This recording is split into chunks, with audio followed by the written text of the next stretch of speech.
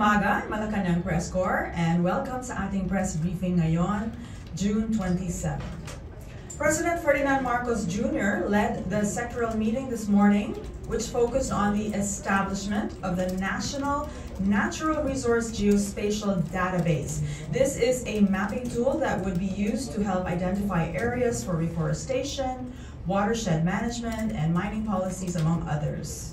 To give us more details on this, we have with us the Department of Environment and Natural Resources Secretary Maria Antonia Yulo-Loyzaga. This morning, we were asked to present a new office at the DENR called the National Natural Resource Geospatial Database Office, or the GDO.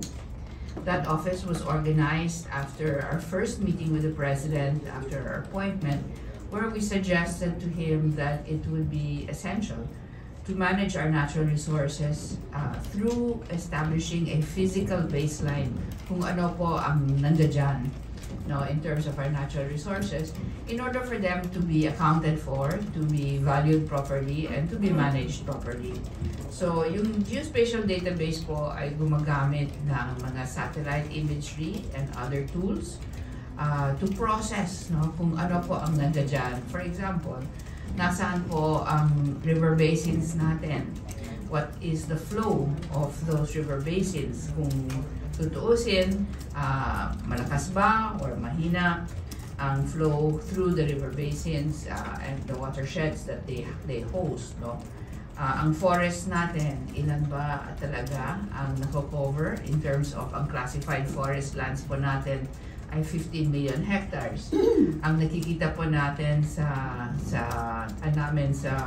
satellite imagery, mga 7 million lang ang actually with forest cover.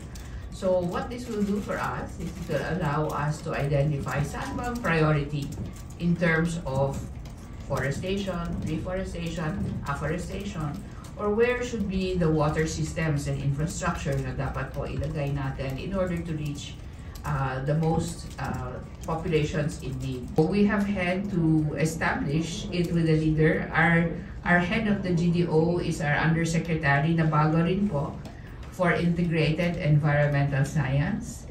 And that is because cross-cutting po ang value na ginagawa ng GDO.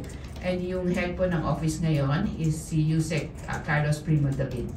Ma'am, ano daw po yung Philippine role in the Intergovernmental Negotiating Committee on Plastic Pollution? What are we pushing for from the Philippine part? Well, as far as we're concerned po, we have the EPR. No? We actually need to push for the EPR's implementation. There will be a big launch in August because medyo mahina po yung registration ng mga obliged enterprises po natin. But as I've said before, this is a complex problem, yung issue of plastics. We do need more research because I'll tell you, single-use plastic, sinabi ko na po ito, as long as there is no substitute for single-use plastic, in terms of affordability, in terms of functionality, hindi po titigil yung paggamit po ng single-use plastic. Secondly, we are for actually prevention rather than end of pipe.